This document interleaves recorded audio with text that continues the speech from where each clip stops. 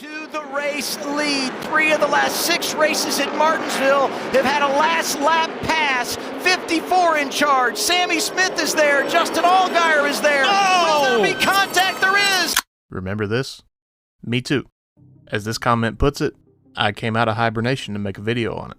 No sooner than I uploaded it, NASCAR announced their penalties for Martinsville. And, rightfully so, Sammy Smith was penalized. But NASCAR wasn't done.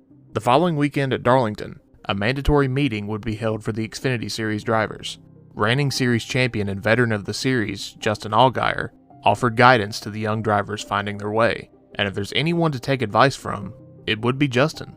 Along with Justin, another driver stood up and volunteered himself to be, quote, a veteran leader wanting to provide guidance and teach proper racing etiquette, like Justin Allgaier. Now who might that driver be? Could it be Ryan Sieg? He's been in the sport for ages and has kept out of trouble for much of his time spent there. Or was it Brandon Jones? Hell, he's been on the receiving end of an incident much like the one that inspired this meeting. Well, it was neither of them. The driver who said this quote was none other than the driver who reached the checkered flag first after the Martinsville chaos. Here comes Allgaier. Austin Hill out of nowhere. It's going to win. Oh my goodness. After word got out about what Austin said, the reaction online was, well, it was pretty funny. The reason it was so funny was due to Austin's history. In his time spent in NASCAR, Austin has earned a reputation for being, let's just say, aggressive. At the time of this meeting, he's made some pretty questionable decisions on the racetrack. Back in the Truck Series, he wrecked Johnny Sauter at Iowa, but people ended up being on his side after Sauter retaliated under caution, myself included. Then there was this incident with Myatt Snider, which I don't think the full story will ever be known about. The following year he gets into it with Sheldon Creed, his own teammate at the time. The next year he plows into Shane Van Gisbergen at Circuit of the Americas, and after SVG returned the favor, he, allegedly, tried to hook him on the front stretch coming to the checkered.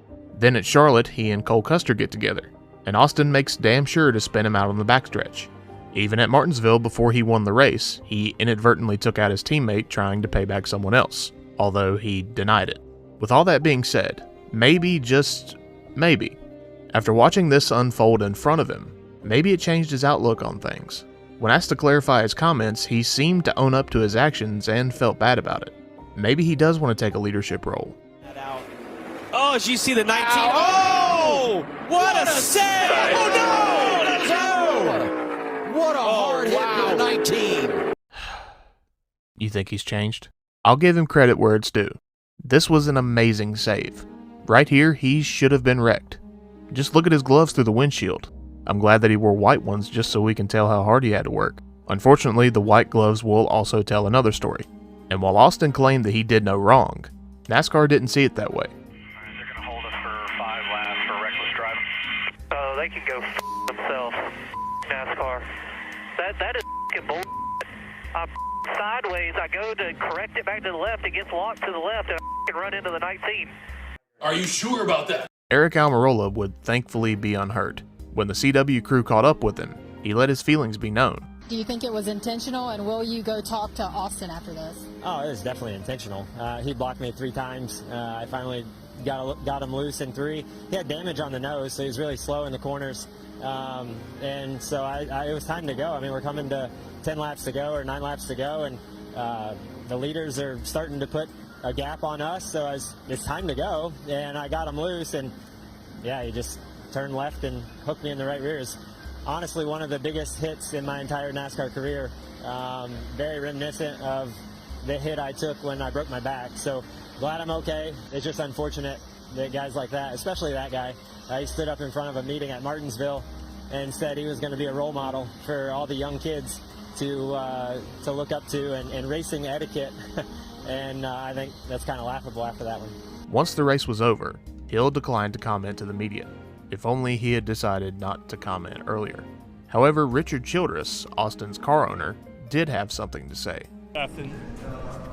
I'll be in bigger trouble than I already am with NASCAR, period. Do you think Dillon should be suspended? Do what? Do you think Austin should be suspended? Hell no. They didn't do a damn thing to the 2 car. When he wrecked tight and admitted to it, drove him in the right rear and wrecked him at Coda. It's who you are. We're a blue-collar team. They give us trouble all the time. So I have 4 counterpoints. First, Austin Cindric was penalized for hooking Ty Dillon at COTA. Granted, it was only 50 points and a fine. Second point, I am a firm believer that a hook is a hook, and if you're going to suspend Bubba Wallace and Chase Elliott for doing the same thing, Cindric should have been too. However, for what it's worth, NASCAR stated that the speed Cindric and Ty were going played a factor into there not being a suspension. Austin Hill hooked Almirola at a much, much higher speed. Third, a blue-collar team, you say? Richard, RC, are you serious? $6.3 million in Paycheck Protection Program loans for your team that didn't have to be paid back. Former first vice president of the NRA, and a net worth of $250 million. All very, very blue-collar. And the fourth and final point is the little thing he added at the end. They give us trouble all the time.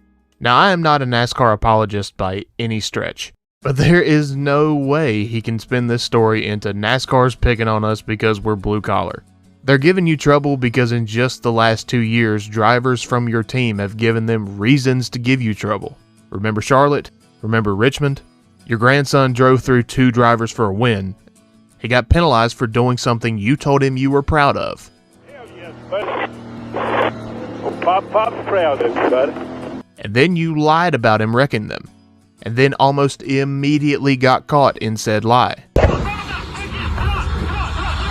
Yeah, that's after he wrecked. The evidence is right there. Did nobody learn anything from Carl Edwards?